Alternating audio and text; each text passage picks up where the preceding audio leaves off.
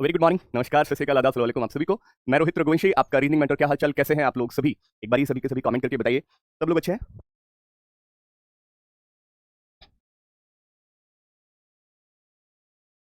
तो हाँ जी, कैसे हैं आप लोग? राधे राधे राधे राधे, राम राम आप सभी को जी। नमस्कार नमस्कार, क्या हालचाल जी? सब लोग अच्छे हैं? तो चलिए शुरू करें। Good morning, very good morning, very good morning. कैसे हो आप लोग? राधे राधे जी, राधे राधे राधे राधे भैया, राधे राधे। चलिए शुरू करें। Okay,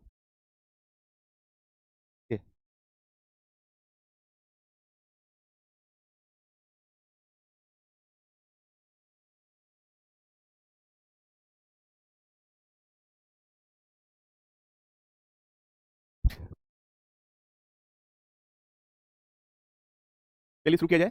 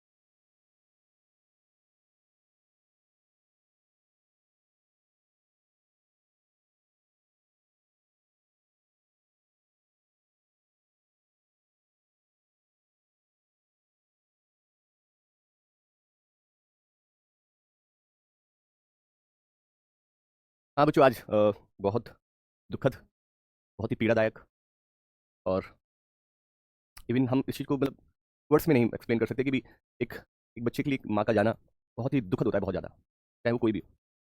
right. तो आज तरुण सर की माँ का देहवास हो गया है, और पता नहीं, अब मुझे लगता है कि वक्त तो लगेगा ही, सीधी सी बात है, क्योंकि सारे रिचुअल्स जो भी होंगे, अकेले थे तरुण सर तो उनको ही सारी की सारी फॉर्मेलिटीज, सारी की सारी जो भी जो भी रिचुअल्स हैं, वी कैन नॉट से फॉर्मेलिटीज, जो भी रिचुअल्स होंगे वो सबको सर को फॉलो करने पड़ेंगे।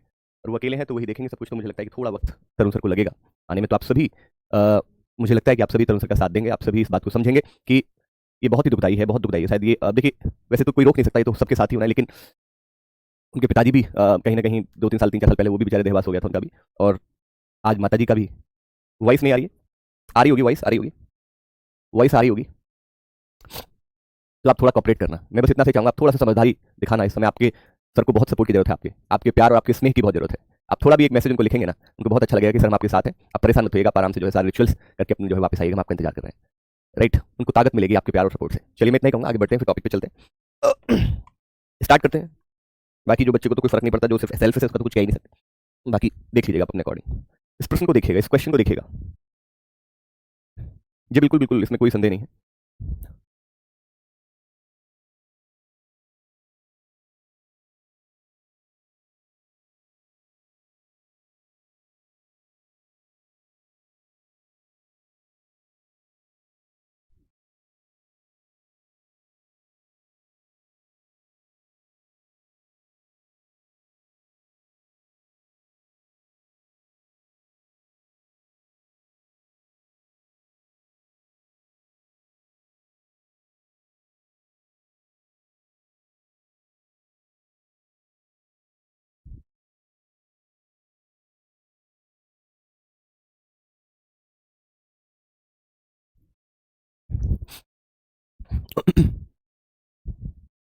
चलिए, बहुत बहुत शुक्रिया। आइए इस प्रश्न को समझेंगे, इस क्वेश्चन पे ध्यान देंगे, कोशिश करेंगे इस प्रश्न को समझने की। कह रहा है कि एक परिवार में 8 सदस्य आपको दिए गए हैं। एक परिवार है, उस परिवार में 8 सदस्य हैं, ठीक है? राइट। ए जी की दादी या नानी है। एक बच्चा कह रहा है सर हिंदी में ट्रांसलेट करें। बेटा मैंने कौन सा उर्दू बोली है या मैंने कौन सा इंग्लिश बोल दी?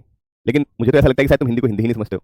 मैं तो हिंदी में ही बोलता हूँ प्यारे दोस्त, हिंदी में ही बोलता हूँ बच्चे। लेकिन बड़ा दुख होता है कि मेरा एक शब्द निकलने से पहले आप पहले ही अपना जो है ओपिनियन दे देते हैं, अपना जो है विचार पहले कुछ ना कुछ बोल देते हैं। बहुत दुखद रहता है, बहुत दुखता है अंदर से। तुम लोग कैसे, मेरा एक शब्द बोलने तो दो मुझे। ए जी की दादी या नानी है। ए जो है जी की दादी या नानी है, यानी कि जी के पापा की मम्मी भी हो सकती है, जी की मम्मी की मम्मी भी हो सकती है। जो एच का चचेरा भाई है, जी जो है, जी एच का चचेरा भाई है, जी जो है एच का चचेरा भाई। राइट, चचेरा भाई या बहन है। अच्छा, चचेरा भाई या बहन है, कजिन है, मतलब जेंडर डिफाइंड नहीं है, जेंडर डिफाइंड नहीं है। जी का जो है जेंडर डिफाइंड नहीं। ए का विवाह बी से हुआ है, ए फीमेल है तो B should be male. B का एक पुत्र और एक पुत्री है, बी का एक पुत्र एक पुत्री, लाइक इस तरह से। सी जो है ए का पुत्र है, सी जो है ए का पुत्र है और ई से विवाहित है, ई से विवाहित है। एफ डी की पत्नी है, एफ जो है डी की पत्नी, तो डी क्या हो जाएगा, पति हो जाएगा। एच जो है डी का पुत्र है, तो सी तो एक बेटा है, उसने कहा था बी का एक पुत्र और एक पुत्री, यानी कि सी पुत्र हो गया और एफ आपकी पुत्री हो गई। ठीक है, एफ की शादी किसके साथ, डी के साथ, क्योंकि इसने क्लियर बोला है कि एच जो है, एच आपका डी का पुत्र है और सी की शादी ई के साथ। ठीक है, ई का एक पुत्र है तो वो पुत्र आपका जी ही होगा। तो भाई बताइए एच जो है बी से किस प्रकार रिलेटेड है, तो एच जो है बी का पोता है, राइट, यानी कि नाती है, नाती पोता बात ये वही है, grandson you can say, grandson will you can say, okay, grandson आप कह सकते हैं। ठीक है जी, एच जो है बी से किस प्रकार रिलेटेड है, यानी कि बी की बेटी का बेटा। तो अब देखो बहुत सारे बच्चे कहेंगे सर वो तो नाती हुआ, बेटा ग्रैंडसन समझो, मैंने कहा ना जिसके भी अगर दो हिंदी में दो निकल रहे हैं ना, समझ लो उसको एक बार इंग्लिश में चेक कर लो, बस खत्म। ये बहुत सिंपल सी बात बता रहा हूं आपको, जैसे ब्रदर इन लो, जैसे कि sister in law, aunt, uncle, right, grandson, granddaughter, right, niece, nephew, ये सब जो है बच्चों, राइट, इन सब चीजों को थोड़ा सा ध्यान देखिएगा। Okay, so grandson will be correct answer. Come to the next, अगला क्वेश्चन आप सभी के लिए है, इस प्रश्न को पहले खुद से कोशिश किया करें बनाने की, बेटा अपने आप से थोड़ी ना लिख देंगे। ये कह रहा है सर जी के लेफ्ट, इसमें लेफ्ट और राइट का तो कोई लॉजिक ही नहीं है, इसमें लेफ्ट और राइट का तो लॉजिक नहीं है, राइट, लेफ्ट और राइट का लॉजिक है ही नहीं, क्योंकि उसने बोला एच, एच डी का पुत्र है, डी का, तो डी की शादी तो एफ के साथ हुई है, तो हम लेफ्ट राइट का क्या लॉजिक। दूसरी बात आपसे क्लियर बोला था, बी का बेटा कौन है, सी है, जब बी का बेटा कौन है, सी है बोला था, या यू कैन से सी ए का पुत्र है, तो बी का कह लो या ए का कह लो, बात एक है, दोनों पति पत्नी है, राइट, जितना हक बी का सी पे होगा उतना ए का भी सी पे होगा। ए का बेटा है सी तो बी का भी बेटा ही सी होगा, ए का बेटा है सी, उसने कहा था बी का एक पुत्र एक पुत्री, यानी बी का एक पुत्र सी तो कंफर्म हो गया, तो ऑब्वियस है कि एफ पुत्री हो जाएगी, ये तो स्वाभाविक सी बात है, इसमें तो संदेह नहीं, क्योंकि सी की शादी ई के साथ हुई है तो बी की पुत्री तो नहीं हो सकती ई, ये तो सोचिए ना। सर एच जो है जी का चचेरा भाई है, एच जो है जी का चचेरा, अब देखो वही बात आ गई ना, कजिन है, कजिन है, राइट, मैं आपसे फिर बोल रहा हूं, अब देखो इसकी इंग्लिश क्या होगी, मैंने सीधा सा एक दिन बताया था भाई, कजिन, कजिन हम, कजिन जो है मेल के लिए भी यूज होता है, फीमेल के लिए भी यूज होता है, कजिन हमारा चचेरा भी होता है, कजिन हमारा ममेरा भी होता है, कजिन हमारा मौसेरा भी होता है, कजिन हमारा फुफेरा भी होता है। मेरी बुआ का लड़का मेरा फुफेरा भाई बहन, फुफेरा भाई, मेरी मामा का लड़का मेरा ममेरा भाई, मेरी मौसी का लड़का मौसेरा भाई, मेरे चाचा का लड़का मेरा चचेरा भाई, राइट। चलिए बेटा 2 मिनट से ज्यादा दिए थे सौरभ सिंह, शायद आई थिंक तुमने 2 मिनट वो लिए नहीं होंगे, मैंने 2 मिनट से भी ज्यादा समय दिया था आपको करने के लिए, मैंने सीधा सीधा जाती तुम्हें कराने लग गया था, थोड़ा वक्त दिया था, राइट, तो तुम्हें तुम इतने तो बुद्धिमान तुम भी होने चाहिए कि तुम्हें जब समय दिया जा रहा है तो ऐसा नहीं मैं कहूंगा कि लो भी अब तुम करो, अरे तुमने क्वेश्चन लगा दिया करने लग जाइए, जिसने ब्लड रिलेशन पहले पढ़ा है तो करने लग जाओ भी, ट्राई करो। चलिए एग्जैक्टली है, राइट है, यहां पर देखिए ना क्लियर बोला है कजिन है, जी हु इज द कजिन, तो कजिन जी जो है कजिन है, तो ये मम्मीरा हो सकता होगा। अगर मैं इसको, अगर मैं एक्चुअल हिंदी ही पे जाऊं, मुझे ज्यादा ही हिंदी दिखे, तो देखिए जब चचेरा बचेरा आ जाए तो दिमाग में थॉट आपके वही आना चाहिए कि भाई कजिन होगा, अब वो चाहे चचेरा हो, चाहे मम्मीरा हो, चाहे मौसेरा हो, राइट। अब यही तो दिक्कत आती है, जैसे जब हम ट्रांसलेट करते हैं ना, तो इसमें सीधा सा मतलब वही निकल के आता है, फिर इसमें सीधा सा मतलब वही निकल के आता है, ठीक है, इसमें सीधा सा मतलब वही निकल के आता है। ओके, ममेरा भाई बहन, ममेरा क्यों होगा, क्योंकि जी जो है एच का ममेरा भाई, क्योंकि एच की मम्मी का भाई का बेटा है, एच की मम्मी के भाई का बेटा, तो मम्मी, मेरी मम्मी के भाई का बेटा ममेरा ही हुआ ना, राइट। तो चलिए ऐसे कर सकते हैं आप। आइए अगला देखिएगा, सी फीमेल बोला गया, ओके, हो सकता है मैंने गलत देख लिया हो भाई। मैंने तो देखिए, मैंने तो सन को तो बेटा, सन को तो हम बेटा ही समझते हैं, मेल ही समझते हैं सन, सी इज द सन ऑफ ए, सी सन है, सी इज द सन, किसका सन है, ए का सन है, सीधी सी बात है भाई। ओके चलिए जी, आगे बढ़ो, इस क्वेश्चन पे आ जाओ सीधा सीधा।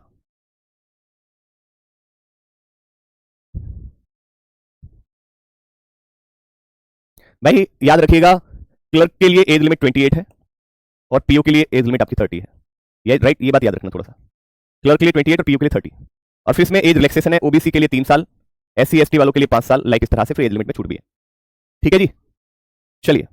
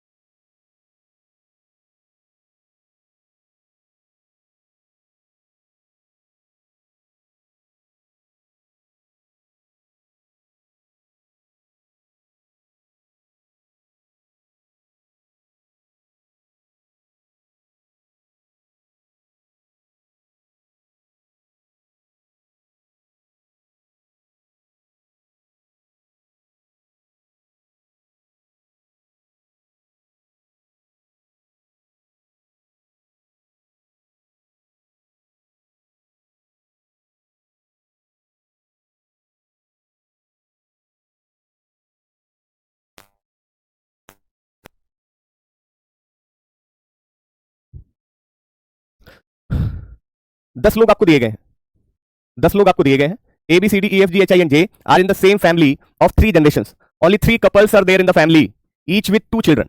यानी कि इसका कह रहा है कि 10 व्यक्ति आपको दिए गए हैं और 3 जनरेशन का ये परिवार है, राइट, एक ही परिवार है, परिवार में केवल 3 जोड़े हैं, जोड़े मतलब मैरिड कपल, शादीशुदा जोड़े 3 है, याद रखना, राइट, शादीशुदा जोड़े 3 है जिनमें से प्रत्येक के 2 बच्चे हैं, यानी कि जैसे कि 3 शादीशुदा जोड़े, एक शादीशुदा जोड़ा, 2 शादीशुदा जोड़ा, 3 शादीशुदा जोड़ा, ठीक है, राइट, क्लियर है सभी को या नहीं? तो इन सभी के 2-2 बच्चे हैं, इन सभी के 2-2 बच्चे हैं, इन सभी के, यानी कि 3 अगर मैरिड कपल है तो 3 मैरिड कपल में तीनों के 2-2 आपके जो है बच्चे होंगे, राइट, राइट, क्लियर है बात सभी को नहीं? बेटा ये क्या, ये उर्दू में लिखा हुआ है बच्चे, ये तो समझ है?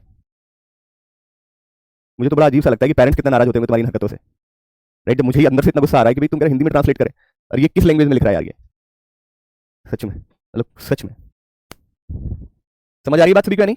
चलिए, सी और डी दोनों भाई हैं, सी और डी दोनों भाई हैं, ओके, जबकि सी ई का जीजा है साला, सी जो है ई का, तो यानी डी की शादी ई के साथ हुई है, तभी सी जो है क्या हो जाएगा, ई के भाई का, सॉरी ई के पति का भाई, तो सी क्या हो गया, देवर हो जाएगा। तो मैंने कहा ना कि जैसे जीजा साला देखें तो आप तुरंत वो समझ जाए, तुरंत उस बात को समझ जाए कि ब्रदर इन लॉ होगा। अब ब्रदर इन लॉ में कुछ भी हो सकता है, जीजा साला देवर कुछ भी हो सकता है। अब देखो ना, सी जो है देवर होगा, ई के पति का भाई है तो देवर होगा। बी जो है एफ की सास है, बी जो है एफ की, यानी कि बी एफ की सास है, तो बी का जो बच्चा है उसकी शादी एफ के साथ हुई होगी। जी और एच दोनों क्रम से ई और एफ के पुत्र हैं। जी और एच जब भी ये बात आ जाए ना क्रम से रिस्पेक्टिवली, तो यानी कि पहले वाला पहले वाले के लिए, दूसरा वाला दूसरे वाले के लिए। जी और एच दोनों, अच्छा ये दोनों कहा गया, दोनों जी और एच दोनों क्रम से है ई और एफ के पुत्र हैं, ओके, यानी कि ई का पुत्र कौन हो गया, जी, मतलब पहले वाला पहले वाले का, दूसरे वाला दूसरे वाले का। ई का पुत्र कौन है, जी, और एफ का पुत्र कौन है, एफ का पुत्र है आपका एच, राइट, क्लियर है बात सभी को? ओके जी, आई और जे दोनों ए के पोते या नाती हैं, आई और जे, राइट, ए के पोते या नाती है। जे एच का सहोदर भाई है, सिबलिंग है। जे इज नॉट नहीं है, ध्यान रखना, सहोदर सिबलिंग का एक्चुअल मीनिंग होता है सहोदर। जे जो है एच का सहोदर भाई बहन नहीं है, आई जे का सहोदर भाई बहन नहीं है। ई की एक पुत्री है, ई की एक पुत्री भी है, ई की एक पुत्री भी है, राइट, क्लियर है बात सभी को? हर एक के 2 बच्चे हैं, तो मैं इस जनरेशन में आप देखो यहाँ पर इन दोनों को कंबाइन करना है। इन दोनों को कंबाइन कैसे किया जा सकता है? मैं एफ की शादी सी के साथ करा दूं, राइट, और यहाँ पे जो है सी की मम्मी बी, सी और डी की मम्मी बी, तो यानी कि देखिए बी के 2 बच्चे हैं, डी और ई मैरिड कपल है, इसके 2 बच्चे, डी और ई मैरिड कपल है, इसके 2 बच्चे, बी के 2 बच्चे, बी की शादी ऑब्वियस सी बात है, देखो ए के बच्चे ए का भी जेंडर मेल होगा और ए की शादी हम बी के साथ करा सकते हैं, तो ए इन दोनों के 2 बच्चे सी और ई के 2 बच्चे, जो भी मैरिड कपल होगा उनके 2 बच्चे होंगे, 2 2 4 2 6 2 8 और 2 10। अब आप यहाँ पे देखिएगा एफ का बच्चा कौन है, एच है, एफ का बच्चा कौन, एच। आपसे क्लियर बोला है जे जो है, जे एच का भाई बहन नहीं है, तो भाई बहन नहीं है तो कजिन हो सकता है। जे जो है एच का भाई बहन नहीं है तो सीधी सी बात है कजिन हो सकता है, सगा भाई बहन नहीं होगा। आई जो है जे का नहीं, आई जे का नहीं तो आई यहाँ हो जाएगा, क्योंकि आई जे का भाई बहन नहीं लेकिन कजिन हो सकता है, कजिन हो सकता है। ई की एक पुत्री है, तो बिल्कुल सही बात है, जी तो पुत्र है और जे पुत्री है, राइट, लेकिन जे और आई और एच का जेंडर डिफाइन नहीं है। आई और जे दोनों, देखो यहाँ पे बोला गया आई और जे दोनों ए के पोते या नाती हैं, पोते या नाती, यानी कि जेंडर शुड बी मेल, तो आई आपका जो है पोते या नाती होंगे।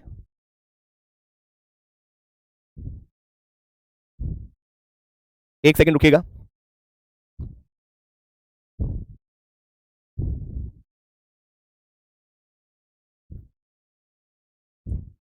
हाँ ग्रांड चिल्ड्रन है, तो ग्रांड चिल्ड्रन है तो हो सकता है, कोई दिक्कत नहीं है, यानी कि यहाँ पर इसका जेंडर डिफाइन नहीं होगा, एच और आई का जेंडर डिफाइन नहीं है, ठीक है। अब देखो ना यहाँ पर आगे ना बात निकल के, ये रहा ग्रांड चिल्ड्रन, ग्रांड चिल्ड्रन, ठीक है, यहाँ पर क्या है, ये ग्रांड चिल्ड्रन है, ये ग्रांड चिल्ड्रन है, ये ग्रांड चिल्ड्रन, ठीक है, क्या है ये, ग्रांड चिल्ड्रन है ये,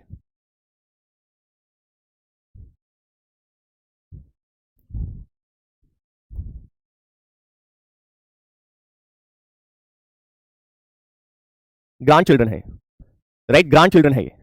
नहीं, हम इस तरह के क्वेश्चंस को ऑब्वियसली बात है तो मेंस में एक्सपेक्ट करेंगे, या तो मेंस में ही एक्सपेक्ट करेंगे, राइट, नहीं तो कभी कभी पीओ प्री तक भी हम इसको एक्सपेक्ट कर सकते हैं, पीओ प्री में प्रोबेशनरी ऑफिसर जो आरआरबी पीओ का जो पेपर है उसमें हम एक्सपेक्ट कर सकते हैं, ठीक है, क्लियर है बात?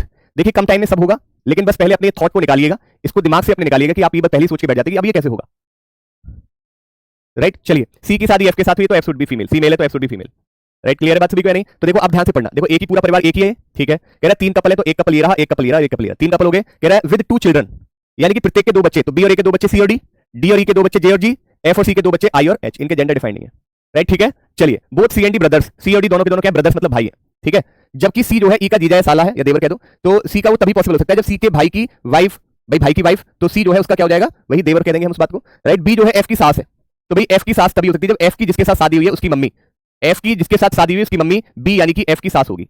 जी और एच दोनों क्रम से ई और एफ के पुत्र हैं, जब क्रम से लग जाता है तो पहले वाला पहले वाले के लिए, दूसरा वाला दूसरे वाले के लिए, यानी जी जो है ई का पुत्र है, एच जो है एफ का पुत्र है, जी जो है ई का पुत्र है और एच जो है एफ का पुत्र है, ठीक है। आई और जे दोनों ए के ग्रांड चिल्ड्रन है, एक ग्रांड चिल्ड्रन आई और जे है, grand children, right. H J जो है एच का सहोदर भाई बहन नहीं है, तो देखो जे जो है भाई सगा नहीं कहेंगे, सिबलिंग जब भी कभी शब्द आएगा तो सगे भाई बहन के लिए आता है, सदैव याद रखना। अगर सिबलिंग शब्द कभी आएगा तो वो सदैव उसके सगे भाई बहन के लिए आएगा, सगे भाई का बहन, सगे भाई बहन का जो है, ठीक है, राइट, क्लियर है। तो जे जो है एच का सहोदर भाई बहन नहीं है, सिबलिंग नहीं है, तो भाई सिबलिंग थोड़ी ना कजिन है तो भले वो, लेकिन वो कजिन है, सगा नहीं है। सगा वही होगा जो अपने उससे होगा, राइट, ठीक है ना। जो सेम पेरेंट्स से जो पैदा है दो बच्चे, वो सगे भाई बहन होते हैं, राइट। दो अलग अलग उनसे जो है पैदा हुए तो वो सगे नहीं होते, वो कजिन ही होंगे, ठीक है, राइट। तो इसलिए यहाँ पे जो है कजिन नहीं है। ये बहुत ही प्यारा क्वेश्चन था, अच्छा क्वेश्चन है बेटा। एच मेल कहां दिया गया, एच मेल होगा कहां दे रखा, एक भी बताइए। जे और एच, ई और एफ, हाँ ये वाला जो है एच का जेंडर क्लियर है, सॉरी एच का जेंडर क्लियर है, पुत्र है। आई का क्लियर नहीं है, एच का क्लियर है, सॉरी। एच जो है एफ के पुत्र होंगे, बिल्कुल बिल्कुल सही बात है जी, ठीक है। एच जो है, हाँ जी बेटा दिया गया, एच पुत्र दिया गया, कोई दिक्कत नहीं है।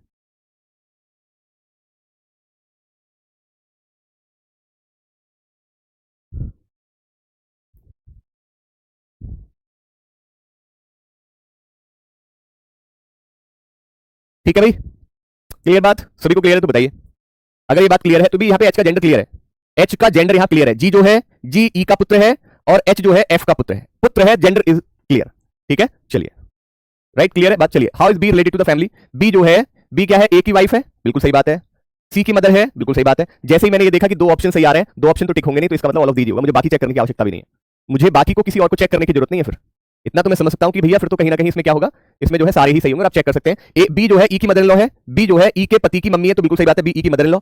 जी इज ग्रैंड मदर, बिल्कुल सही बात है, जी के पापा की मम्मी है, तो भैया बी कौन हो जाएगी, जी की ग्रैंड मदर हो जाएगी। यानी कि भाई परफेक्ट है, कोई डाउट नहीं किसी भी तरह का, राइट, यानी कि कोई डाउट किसी भी तरह का नहीं होना चाहिए। ओके, बात क्लियर हो तो बताइएगा। देखिए मैं फिर बता रहा हूं, मैं आपकी सुलभता के लिए इन वर्ड शब्दों को लिख देता हूं, आपकी सुलभता के लिए, सच बता रहा हूं, नहीं तो ये भी आपको सोचना पड़ेगा। मैं आपको कितनी बार बता चुका हूं बच्चे, मैंने अगर ये कहा कि भाई अंकल, वहां पे गलती से चाचा लिखा गया तो तुम्हारे दिमाग में क्या आएगा, चाचा ही होगा। लेकिन प्यारे दोस्त, जब भी कभी ऐसा शब्द आ जाए चाचा, या फिर आपके उसमें आ जाए आपका जो है भतीजा, राइट, या फिर आपका उसमें आ जाए कि भाई साली, तो सदैव इनके जो है अर्थ कई निकलते हैं। चाचा है तो वो मामा भी आ सकता है, मौसा भी आ सकता है, फूफा भी आ सकता है, कुछ भी आ सकता है, क्योंकि एक शब्द है उनके लिए अंकल।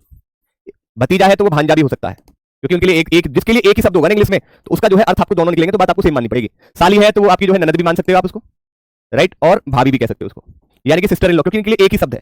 अगर इनके लिए अलग अलग शब्द होते तो शायद मे भी कोई कंफ्यूजन ना होता, लेकिन इनके लिए एक ही शब्द बने हैं, तो वही बस ट्रांसलेशन में थोड़ा सा इशू होता है। और लेकिन मैं आपको प्रॉपर तरीके से बताता हूं इस चीज को, मैं आपको इस चीज को प्रॉपर तरीके से बताता हूं इस बारे में, जो कोई नहीं बताता, लेकिन मैं आपको इस चीज को बहुत डिटेलिंग करके देता हूं। आपको इस चीज को जितना जल्दी समझ जाएंगे ना, जितना जल्दी इसको समझ जाओगे उतना ही फायदे में रहोगे। ग्रैंड चाइल्ड है तो आपको समझना होगा कि ग्रैंड चाइल्ड का मतलब यह है कि पोता या पोती। अब पोता है तो नाती कह सकते हो उसको, पोते को नाती भी, और पोती को नातिन भी कह सकते हैं, लाइक इस तरह से आपको समझना होगा। क्लियर है बात बेटा? कितनी बार पूछा कौन सा सीई बता दूं यार, क्यों पढ़ने नहीं आते तुम लोग, क्यों पैसा बर्बाद कर रहे हो यार, माता पिता का क्यों बर्बाद कर रहे हो यार। मैं कोई वो हूं कि सीई वाला फिर से बता दी, कौन सा सीई वाला, कोई क्वेश्चन नंबर होगा यार, क्यों हट करते हो तुम लोग इतना, मतलब फिर कमेंट ही देखेंगे तो शाम को तुम जो है फिर वो वहां फिर वो टेलीग्राम तुम्हारे लिए दिया हुआ है, वहां बताइए पूरा जो है उल्टा सीधा लिखे कुछ भी। और आजकल के तो बच्चे इतने मतलब तेजस्वी हो गए हैं, मतलब उन्होंने कहां से ऐसी कला सीखी है, अरे शुद्ध ऐसे लिखेंगे जैसे लोग दूसरे को लगता है यार कितना सच बोल रहा है, यार सच बोल रहा है, बड़े ही साफ शब्दों में हिंदी में लिख रहा है। चलिए, E has one daughter, E has one daughter, तो बेटा है तो सही one daughter J, E has one daughter J, G का जेंडर क्लियर था तो ई का एक डॉटर है तो हम जे को मानेंगे फिर, राइट। आंखों को खोल के तब पूछा करें, तो बोला ना करें, बोले ना बिल्कुल भी, मुंह से शब्द ही ना निकाले बिल्कुल भी, जब तक पहले ठीक से देख ना ले। आइए इस प्रश्न को देखिएगा, तो ये बेटा दोबारा दिखेगा नहीं तुझे, जब ये क्लास ऑफ हो जाएगी ना, तो ये क्लास कहीं मिटने वाली नहीं है, ये क्लास दोबारा दिख जाएगी, इसको दोबारा 2-3 बार देख लेना, ठीक है प्यारे दोस्त। इतना बहुत इतने आसान शब्दों में समझो, ये ऑनलाइन पढ़ाई है। ऑनलाइन पढ़ाई का फायदा ये है कि टीचर से आप 2 बार मत पूछिए, सच बता रहा हूं आपको जेन्युइनली, आप उसको खुद से 4 बार देख लीजिए ना। अब देखो पहले ऑफलाइन में क्या होता है, क्योंकि हमारी भाई देखो आदत है, जन्म से आदत है, तो इतनी आसानी से जाएगी थोड़ी ना, हमारी भी आदत थी, हम भी, लेकिन हमने अपने आप को बहुत जल्दी संभाल लिया, समझ लिया, राइट। ऑफलाइन में क्या होता था कि एक बार व्हाइट बोर्ड पे टीचर ने लिख दिया, अगर उसने लिखने के बाद समझाने के बाद फिर वो मिटा देता था, फिर वो दूसरा क्वेश्चन कराता था मिटाने के बाद, तो वो जब मिटा देता था तो अगर किसी बच्चे को समझना होता था वो गया फिर हाथ से, तो वो क्या कहता है दोबारा समझा दो उसको। यहाँ तो टीचर बोर्ड पे भी क्वेश्चन दिख रहा है, टीचर फिर बोल रहा है आप 4 बार देखो, 100 बार देखो, 1000 बार देखो, कोई मना थोड़ी ना कर रहा है।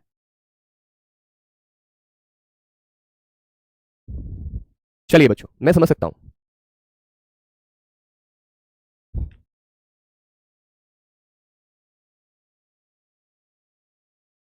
चलिए इस क्वेश्चन को देखिए,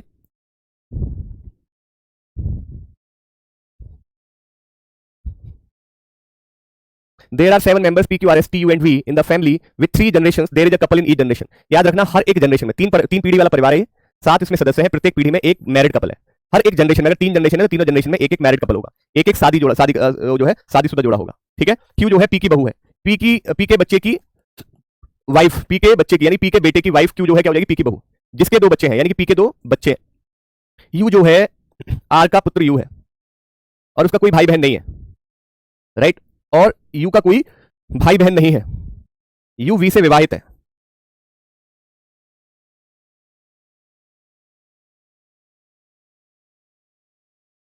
अब देखिए मैं हूं ना, मैं अब देखो लग रहा है एस अविवाहित है, मैंने इसको देख के ना इसको मैं जोड़ूंगा कैसे, मुझे पता है कि भाई हर एक जनरेशन में मैरिड कपल है और 3 पीढ़ी वाला परिवार है, 3 यानी एक पीढ़ी तो ये हो गई, दूसरी पीढ़ी ये हो गई और तीसरी और आएगी यहाँ पे। तो अगर मैं हूं तो मैं इस वाली चीज को यहाँ कंबाइन कर सकता हूँ, यानी इस आर को मैं अगर मैं यहाँ लिख दूं तो आर के जो है बच्चों बेटा यू और यू की शादी वी के साथ, राइट। फिर आपको पता है क्लियर एस अविवाहित है, तो अविवाहित को मैं यहाँ लिख देता हूँ क्योंकि एस अविवाहित है, राइट। कह रहा है परिवार में एकल माता पिता नहीं है, राइट। अब बच्चा कौन है, आपने कहा पी क्यू आर एस, बच्चा टी, तो मैं यहाँ पर पी की टी के साथ शादी करा देता हूँ।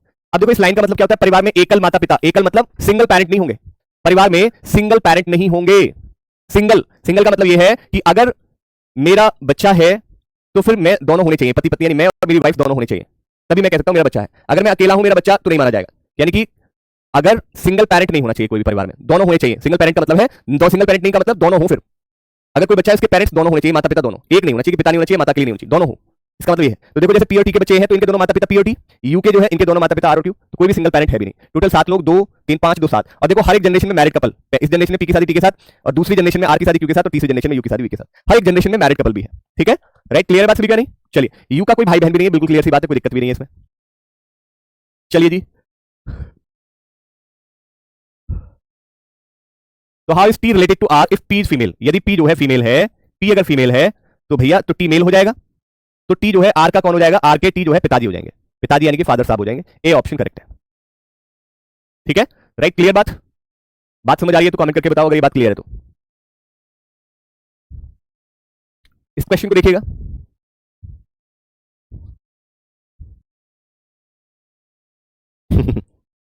चलिए सर एस यू का भाई बहन होगी, अच्छा कहीं बोला है, कहीं बोला है एस यू का भाई बहन होगी, कहां बोला है बेटा, हमें भी दिखा दो यार, कहीं बोला है तो बताइए एस यू का भाई बहन होगी, या आपने अपनी अंतरात्मा से पूछ लिया है, अपनी अंतरात्मा से पूछा है क्या, बताइए ना।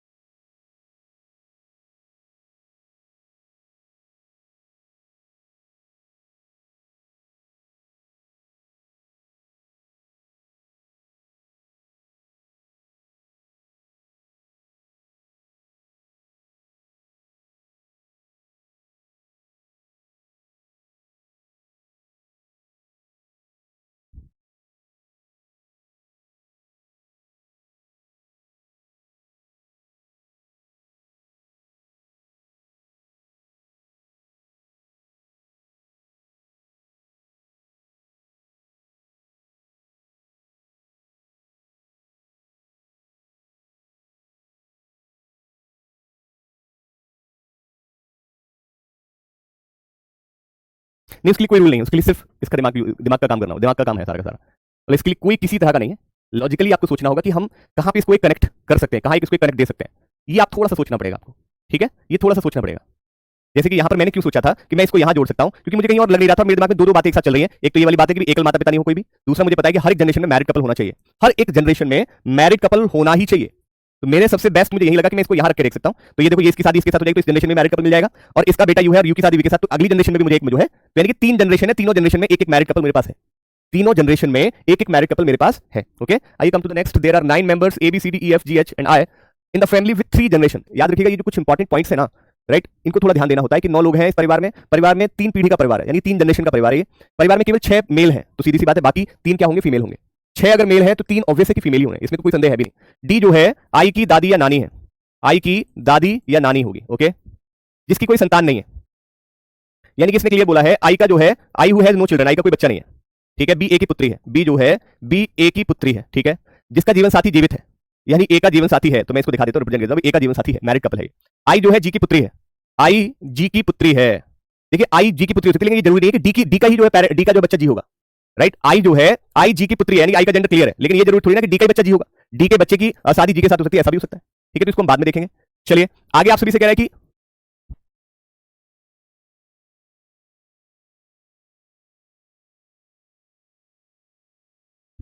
मीटिंग में बोल दो, एच और एफ दोनों भाई हैं, एच और एफ दोनों भाई हैं, एच और एफ दोनों भाई हैं और जी की संतान है, एच और एफ दोनों भाई हैं और जी की संतान है, ठीक है, किसकी संतान है ये? जी की संतान है, ठीक है जी, दोनों भाई हैं और जी की संतान है। ए की शादी डी के साथ हुई है, ओके वेरी गुड, ए की शादी डी के साथ हुई है, ठीक है जी, चलिए बहुत बढ़िया। ए की बेटी कौन है? बी है, बेटी बी है। मैं सिर्फ अपना एक अनुमान लगा रहा हूं कि ऐसा हो सकता है कि बी यहां पे आ जाए, ए की बेटी बी और बी की बेटी आई, ये सिर्फ मेरा एक अनुमान है। अगर कहीं कुछ कंडीशन के अकॉर्डिंग कुछ और बात निकली तो फिर हम उसको बी को हटा देंगे, राइट, बी को फिर हटा देंगे। अभी देखते हैं आगे। आपसे कह रहा है कि तीसरी पीढ़ी की महिला को छोड़कर प्रत्येक महिला के 2 बेटे और 1 बेटी है, यानी कि भाई इस तीसरी पीढ़ी को छोड़ दीजिए, बस तीसरी पीढ़ी को छोड़ दिया जाए, तीसरी जनरेशन को छोड़ दिया जाए, तो प्रत्येक महिला के 2 बेटे और 1 बेटी, यानी कि जैसे एक महिला है तो इसके 2 बेटे और 1 बेटी, ठीक है। अब ये महिला है, ठीक है ना, तो इसके आपका जो है 2 बेटे और 1 बेटी, ऐसे करके हो जाएगा, राइट, ठीक है जी। तो आपने देखा 3 3 6 और 2 8, राइट। तो मैं क्या बी की शादी जी के साथ करा सकता हूं? ऐसा हो सकता है क्या? हो जाएगा, क्योंकि जी का बेटी कौन? आई, और आई के साथ H and then F, okay. तो 3 2 5 और 2 7 जो बचे हुए उनको बचे हुए स्थान पर रख दीजिए। कौन कौन बचा है? एक तो आपका सी बचा है और एक आपका कौन बचा? ए बी सी डी ई बचा हुआ है। जो बचे हुए हैं वो बचे हुए स्थान पर कह रहा है कि हर एक महिला के 2 बेटे और 1 बेटी, तो डेफिनेट है कि ई और सी मेल होंगे। ये तो निश्चित है कि ई और सी कैसे हो जाएंगे? फिर मेल। हर तीसरी जनरेशन को छोड़ दो, तीसरी जनरेशन को छोड़ दो, बाकी जितनी भी जनरेशन में फीमेल्स होंगी ना, उन सभी जनरेशन की जो फीमेल्स होंगी उनके 1 2 बेटे और 1 बेटी। तो डी फीमेल है तो इनके 1 बेटी और 2 बेटे, ये फीमेल है तो इसके जो है 1 बेटी और 2 बेटे, ठीक है। क्लियर है बात सभी को या नहीं? चलिए बहुत बढ़िया जी, एग्जैक्टली, ठीक है जी। बनाया सभी ने? नहीं बनाया? कमेंट करके बताओ, बना लिया? अरे बना लिया या नहीं? सिंपल था। अगर आप देखिए इन्फॉर्मेशन को ठीक से पढ़िए, अपने आप चीजें क्लियर होती हैं। इन्फॉर्मेशन ठीक से पढ़िए, बस समझिए। ब्लड रिलेशन है, ये तो संबंधों वाला खेल है, राइट। इसमें तो आपकी भी खुद की थोड़ी समझ पहले से डेवलप होती है। ऐसा तो नहीं है कि आपने संबंधों के बारे में जाना नहीं है, रिलेशंस के बारे में आपने खूब अच्छे से जाना होगा। आपके परिवार में तो ऑब्वियसली बात है, हर एक की फैमिली, हर फैमिली में कहीं ना कहीं किसी के मामा मौसा सबके सब होते हैं, सबके होते हैं। ऐसा तो होता नहीं कि किसी की फैमिली में ना हो, ऐसा सबकी फैमिली में सब रिलेशंस मिलते हैं देखने को। तो आपकी खुद की भी थोड़ी सी ऑलरेडी पहले से डेवलप्ड है। बाकी आप क्वेश्चन को ध्यान से पढ़ेंगे तो ऑब्वियस होगा जरूर आपसे, ठीक है। चलिए तो आज के लिए फिर इतने रखते हैं, बहुत बहुत शुक्रिया। ये क्वेश्चन आपका जो है आप कर लीजिएगा, इसको बना लीजिएगा। कल से हम कोडेड वाले पार्ट को पढ़ेंगे फिर, ठीक है। ब्लड रिलेशन में फिर हम कोडेड वाले पार्ट को पढ़ेंगे, कोडेड वाले पार्ट को आप देख लीजिएगा, राइट। चलिए मुलाकात होगी फिर आप सभी से, कल तो नहीं, कल तो सैटरडे है, मंडे को ही हमारी मुलाकात होगी आप सभी के साथ। आज के लिए इतना ही, बहुत बहुत शुक्रिया, बहुत बहुत धन्यवाद, ख्याल रखेंगे, खुश रहेंगे, thank you so much, bye.